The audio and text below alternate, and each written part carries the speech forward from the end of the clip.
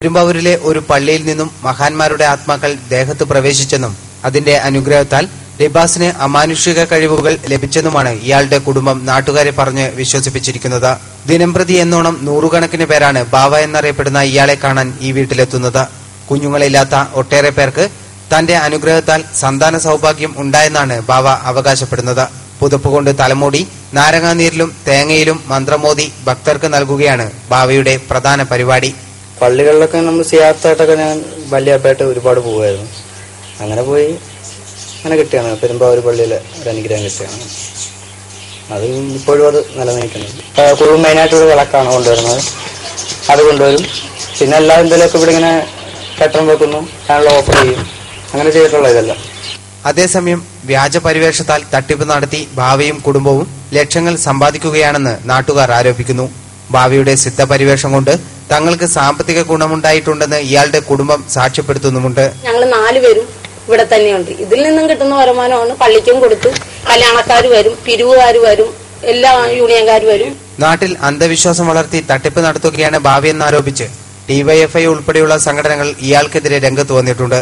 പരാതി ലഭിച്ചതിനെ തുടർന്ന് കഴിഞ്ഞ ദിവസം പോലീസ് ഇയാളുടെ വീട്ടിൽ പരിശോധന നടത്തിയിരുന്നു. പോലീസ് നടപടി ഭയന്ന് അനുഗ്രഹ പരിപാടി തൽക്കാലത്തേക്ക് നിർത്തിവച്ചിരിക്കുകയാണ് ഭാവി ഇപ്പോൾ. പെരുമ്പാവൂരിലെ ഒരു പള്ളിയിൽ നിന്നും മഹാന്മാരുടെ ആത്മാക്കൾ ദേഹത്ത് പ്രവേശിച്ചെന്നും അതിന്റെ അനുഗ്രഹത്താൽ ലിബാസിന് അമാനുഷിക കഴിവുകൾ ലഭിച്ചെന്നുമാണ് ഇയാളുടെ കുടുംബം നാട്ടുകാരെ പറഞ്ഞ് വിശ്വസിപ്പിച്ചിരിക്കുന്നത്. ദിനംപ്രതി എന്നോണം നൂറുകണക്കിന് പേരാണ് ബാവ എന്നറിയപ്പെടുന്ന ഇയാളെ കാണാൻ ഈ വീട്ടിലെത്തുന്നത്.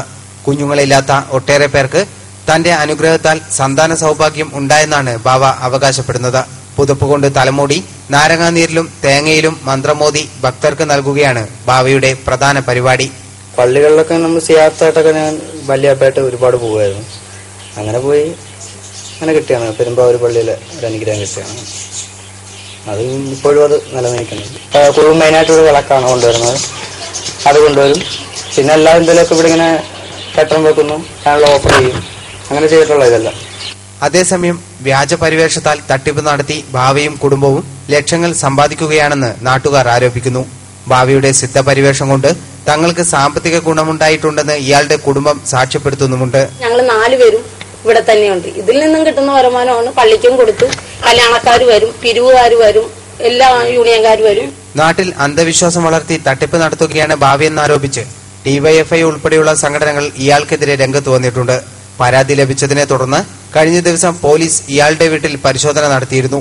പോലീസ് നടപടി ഭയന്ന് അനുഗ്രഹ പരിപാടി തൽക്കാലത്തേക്ക് നിർത്തിവച്ചിരിക്കുകയാണ് ഭാവി ഇപ്പോൾ.